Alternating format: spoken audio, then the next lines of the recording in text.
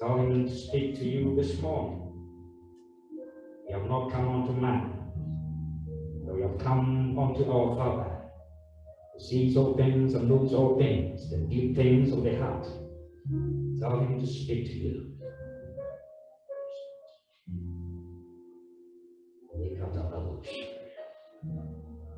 Lord, speak to me. Speak to your people. In the name of Jesus. And so we thank you. And we welcome you, Spirit of God. Have your way. Let your people be edified.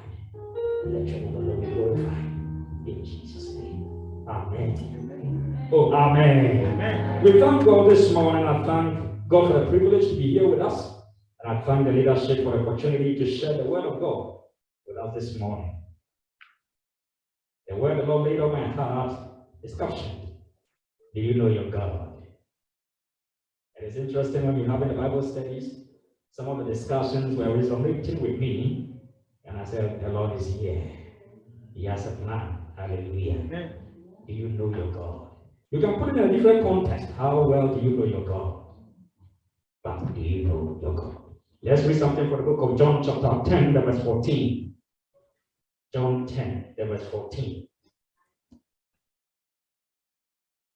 We can have on the projection so that we can all read. John chapter 10, verse 14.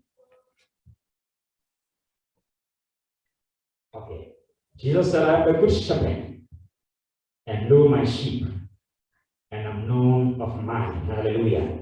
The NLT or the NIV will read, I am the good shepherd. I know my own sheep, and they know me. So Jesus is saying that he knows us, and he is bold to declare that we also know him. Do you know your God? Will you make Jesus proud that he can boast of you and me that we know him? And how well do you know him? Heaven, Jesus is celebrating about us. That I know my people, and my people know me. Do you know your God? How well do you know your God? Let's go to 1 John chapter 2, verse 4. As these two scriptures will transition into what we have for today. 1 John chapter 2, verse 4.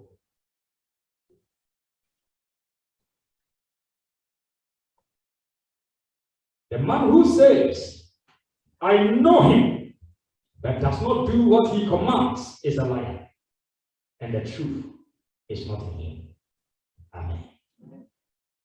Jesus is boasting about you and I, that we know him.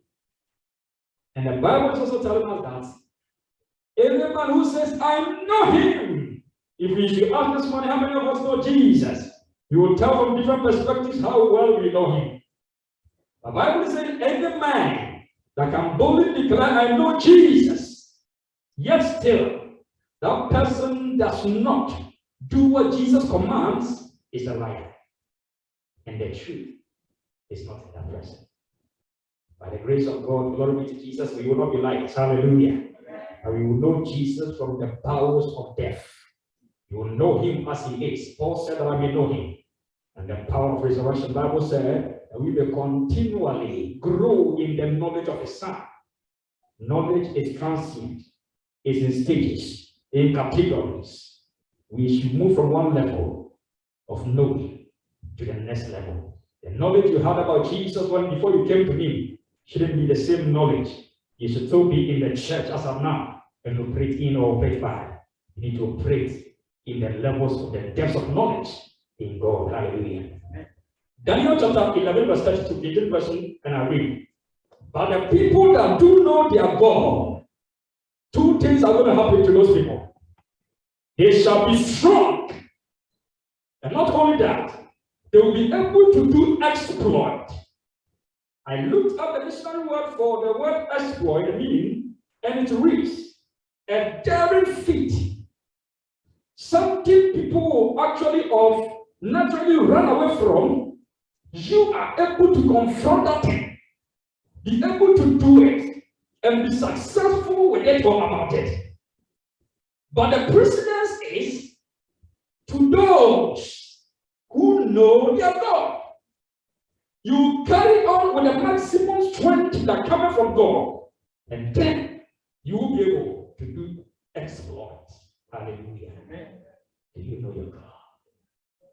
Do you want to do exploits? Do you want to be strong? How your God? Jeremiah chapter 9, verse 23 to 24.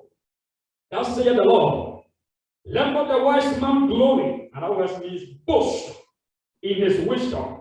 Neither let the mighty man, the strong man, boast or glory in his might. Let not the rich man glory in his riches. But let him that glorieth, that boasted, boast in this, that he understands and knoweth me, that I am the Lord which exercises loving kindness, number 1, judgment, number 2, and righteousness in the earth. For in these things I delight, saith the Lord. The starting point began with, thus saith the Lord.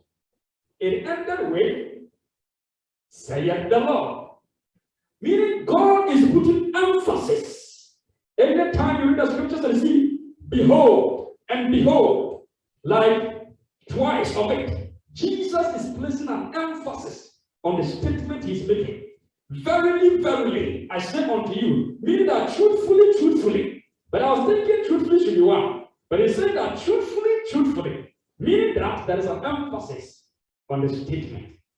And God is saying, he gives us the permission to boast. And that permission is, boast that you know God. Boast that you understand him. That he's a righteous king. He delights in righteousness. He delights in judgment. He delights in loving kindness. And all other boastful things shouldn't be your priority as a child of God. Amen. Amen. We often cite the Israelites. They knew the acts of God. The acts of God is the miracles, the tangible things you could see. Oh, he parted the Red Sea. Oh, I've heard about that. Generations upon generations, they knew the acts of God. Oh, I heard God used one man called Samson to kill thousands of militia with a jawbone. Oh, I have heard that there was one man called David. He used a sling and a stone to kill a giant. And the Philistines that were tormenting the Israelites, God used one person to bring a victory. I have heard about God. He gave manna to his people when they were hungry on the desert. What information have you heard about God? These were the things the people of Israel needed, the knowledge they had about God. That one man called Moses, the Bible said he knew the ways of God. Hallelujah, somebody. The ways of God are the modus operandi of God. The ways of God are the techniques of God. The ways of God are the strategies of God. The ways of God are the approaches he goes about doing things. Do you know God? It's the knowledge about his acts or the knowledge about his ways. You want to know or have knowledge about his acts, or you want to have knowledge about his ways. Hallelujah. And you pray this because I realized Moses didn't know the ways of God. He asked God for it. He prayed about it. He said, Lord, you keep telling me I have favor with you. You will deliver the people.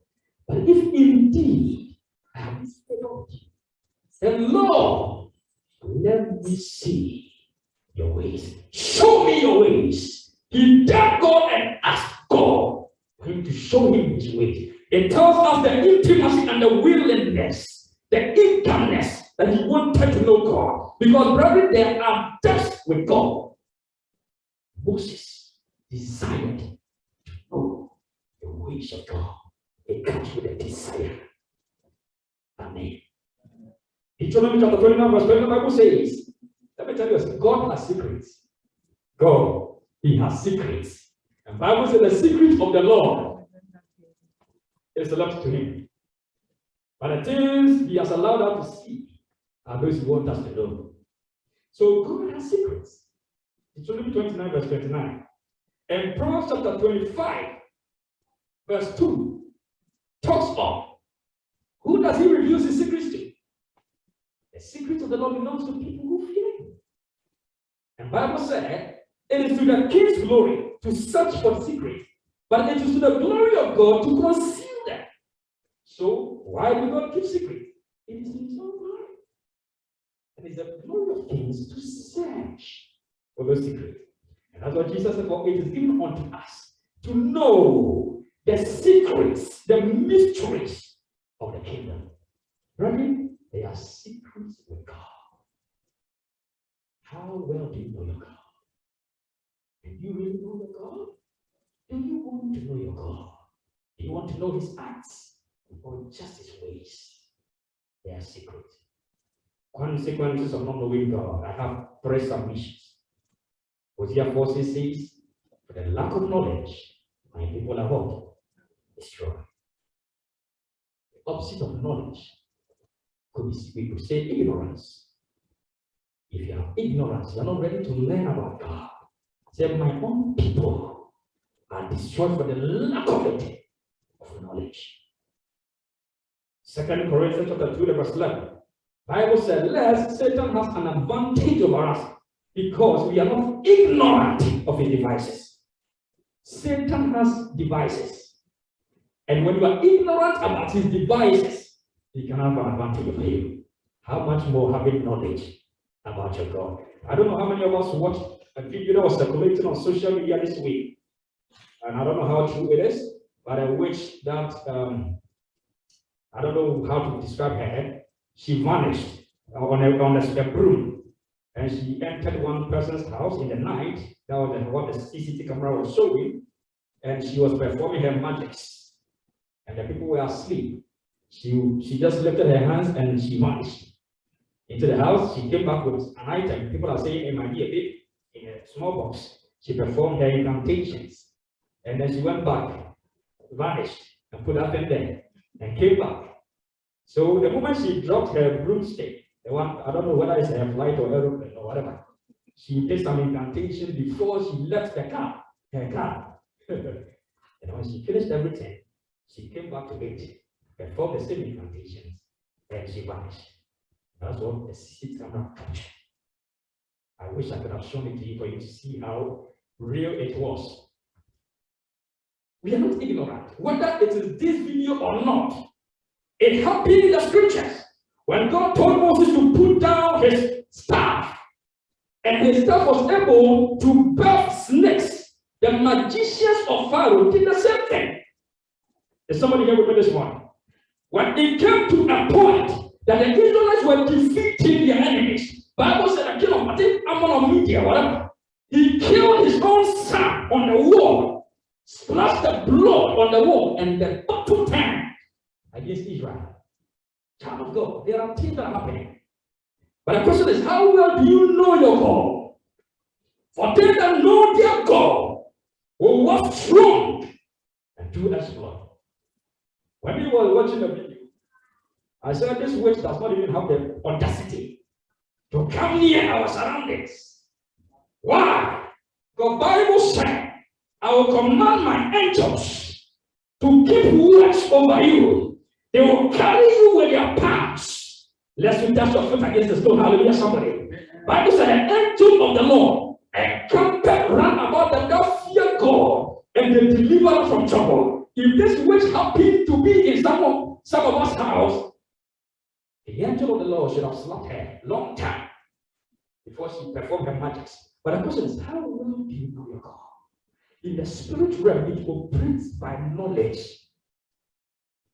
And there's a story of one man of God who was going for administration somewhere. Armed robbers attacked him. He was alone in the car. He stepped out. He told the people, I am not alone. He said, what sort of nonsense are you talking about? You are here, you are telling us you are not alone. And the man of God knew he wasn't alone. He told them, I am not alone. I am going for administration. Please allow me to go. And one of the armed robbers tried to slap this man of God. And this is a testimony the man of God came to share in the UCC campus. So all of a sudden, a hand from nowhere slapped one of the armed robbers, the one who tried to slap him, and the rest of all scattered. They ran away. Angels are around us 24/7. The same way demons are around us. But you have knowledge that God said these angels are not just around you, they are even carrying you in their palms. So that love that's your fruit. And it's knowledge. That's what God said, for the lack of knowledge, my own people are destroyed. When the enemy scares at you, he shall back.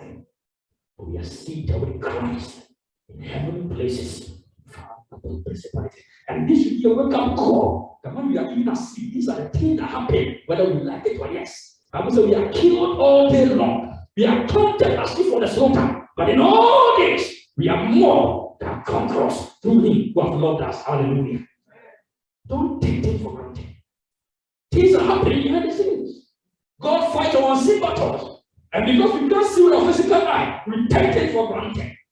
When you wake up in the morning, the first thing you should even do, wake up, Lord, I thank you for the gift of life. Before you step out, because you don't know what the other neighbor might have done at your entrance. You don't have authority over that, but you have authority to turn things around. Wake up, Lord. I soak myself in your blood. I thank you for the gift of life.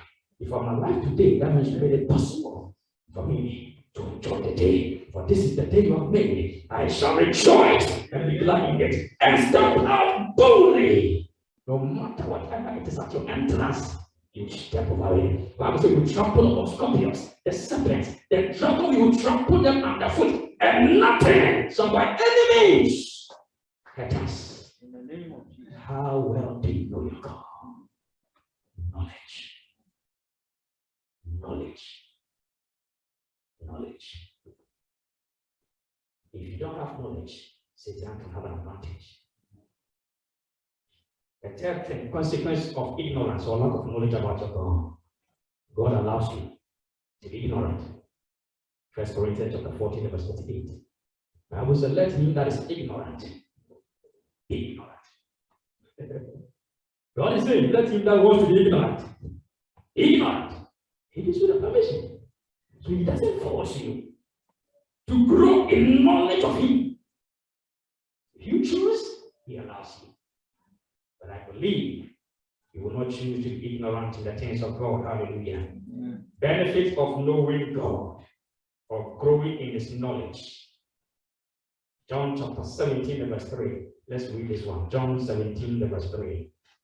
The first one is eternal life. Benefits of knowing God. Eternal life. And this is eternal life, that they may know you, the only true God, and Jesus Christ, whom you have sent. Eternal life is knowing God and knowing Jesus Christ. The moment you came to Jesus, you heard about him, the message of the gospel. You gave and surrendered your life to him. You came to know him, and that is eternal life for you. So that is one of the benefits of knowing your God. Second and the third, we have already talked about it. You shall be strong, and you'll be able to do exploit. After you have come to know God, you have come into his kingdom. He gives you the strength you need, the financial strength, the marital strength, the academic strength. And that is why when Shadrach, Meshach, Abednego, Daniel knew his God. So even when Babylonians decided that, hey, you are not going to pray, he knew his God. He knew his intimacy with God. He still went to his window and prayed. He was not scared about the mountain because he knew his God. And he was 10 times better than his colleagues. When you know your God, God gives you the supernatural strength. Whether it is academic pressures, whether it is financial pressures, no matter what it may be, whether people are going ahead of you, you know your God. You have intimacy with him. You have knowledge of what he can do. Therefore, you wait patiently because he will still come through for you. You will get the strength to be able to do exploit. Hallelujah. Amen. The last thing that was going to take us into prayer. How well do you know God? How well do you know God? Somebody may ask, okay, we are talking about the benefits of knowing God. How do I go about it? How? Let's look at the how. The number one is the Holy Spirit. Ephesians chapter 1, verse 17. You know, there is a spirit. The Bible said, Paul prayed for the Ephesian church. But I pray that the Lord will give you the spirit of wisdom and of revelation in the knowledge of Him. When you look at Isaiah, the seven spirit of God. The Bible talks of the spirit of what? Knowledge. So there is a spirit. As one of the sevenfold spirit of God, is the spirit of wisdom and of revelation in the knowledge of God. And Paul prayed for the church. And we are going to pray this prayer this morning as well. So the Holy Spirit, 1 Corinthians chapter 2, the verse 10, the Bible tells us the Spirit of God searches the deep things of God. And He makes them known unto us. If you want to grow in the knowledge of God, you need to build intimacy with the Holy Spirit. Because He knows the heart and the depths and the secrets of God. And He can make them known unto you. So build a relationship with the Holy Spirit. The second thing is fear Him. How do you grow in the knowledge of God? Fear Him. Psalm 25, verse 14. I will say the secret of the Lord. I will tell that what? That fear Him. If you want to grow in the knowledge of God, fear Him. And what does it mean to fear God? To depart from evil. To depart from evil. The third thing, hiding God's word in your heart. Jeremiah chapter 31, the verse 33 to 34. Bible said, in the last days, I'll put my word in your hearts, and they shall know me. So the word should be in your heart. The psalmist said, "Thy word have I hid, kept in my heart, that I may not sin against thee." So the third thing is, hide the word of God in your heart. The fourth thing is fellowship. I would say we shouldn't forsake a gathering of the saints. That's why every now and then, Sundays we come to meet. Iron sharpeneth what? Iron. So does a man sharpen the countenance of his brother. Our elder talked about this. Even a man can sharpen you. A man can sharpen me. And that's why we need to keep fellowship each and every time to grow in the knowledge of God. And the last thing is prayer. I will say, "Call unto me, and I will save you. I will do it. I will show you great and mighty things that you don't know yet." Are you willing to pray? I told Moses pray because of God, show me the ways. Now we say Moses knew the ways of God. While the Holy Spirit knew the acts of God. You want to be in the position of Moses or the ways of your father. He says, ask. Call, and I will answer. I will show you the two things and wishes of the night. Maybe your spouse. Lord, when am I going to get married? It can be a child. Lord, when am I going to give birth? Lord, how am I going to get money for this day? Lord, how is my family going to cope? All these questions. He said, that's secret you don't know. You just ask. And I'll show it to you. Can you rise to your feet as we pray? We're going to let three pray.